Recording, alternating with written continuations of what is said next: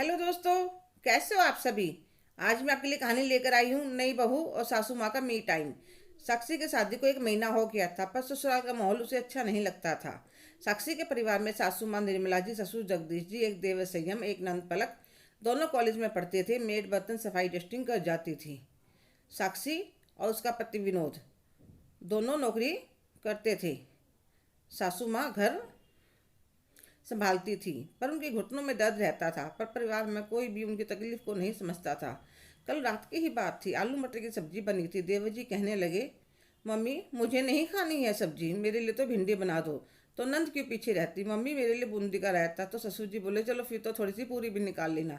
मैं सासू माँ के साथ हेल्प करवाने लगी, पर बड़ा अजीब लगा। मेरे मायके में तो मम्मी जो बनाती हम सब वही खा लेते थे। ज़्यादा गर्मी होने पर पापा कह देते थे, रोटियां सेक कर रख लो, फिर सब इकट्ठे बैठकर खा लेते थे।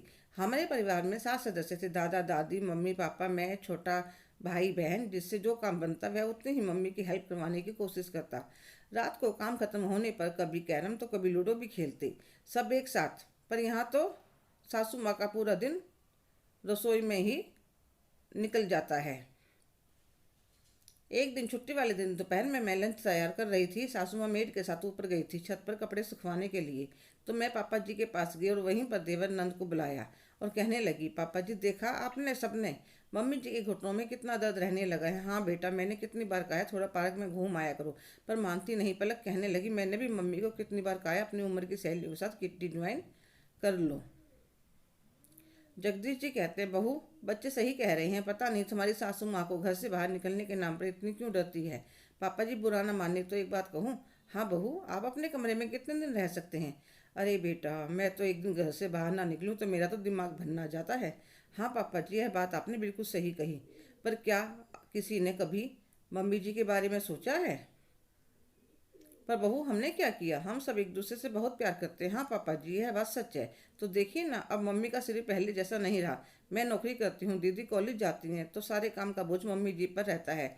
अब सब उस पर सबकी अलग अलग फरमाइश। उनका तो पूरा दिन किचन में चला जाता है। कल से आपसे मम्मी को मॉर्निंग वॉक पर लेकर जाएंगे। ऑफिस जाने से पहले नाश्ता मैं संभाल लूँगी।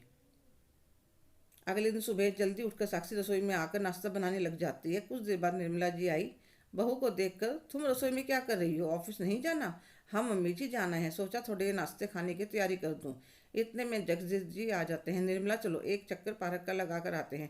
अरे मुझे रसोई में काम है, आप चले जाइए। अरे चलो, इतने साक्षी है वह देख लेगी। हाँ मम्मी जी, जो बच्चे आप आकर कर लेना।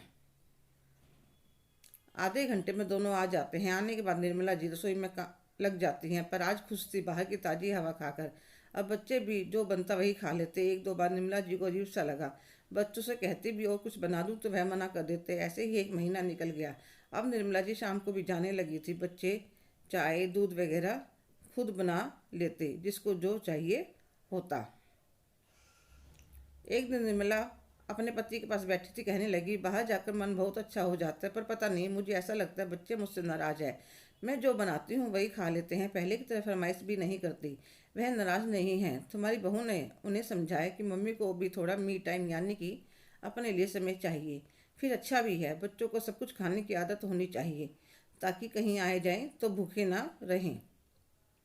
सारे पौष्टिक तत्व भी मिलते हैं शरीर को। निर्मला, हम बहुत खुशकिस्मत हैं जो हमें इतनी प्यारी बहू मिली। हाँ जी, यह बात तो है। ऑफिस जाने से पहले, आने के बाद जितनी हो सके मेरे साथ लगी रहती हो। चेहरे पर हंसी तो रहती है। भगवान खुश रखे उसे हमेशा। और धन्य है वह माता पिता जिन्होंने अपनी बेटी को इतने अच्छे संस्कार दिए हैं।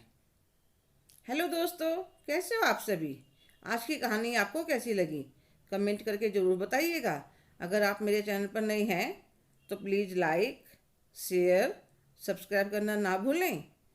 धन्यवाद।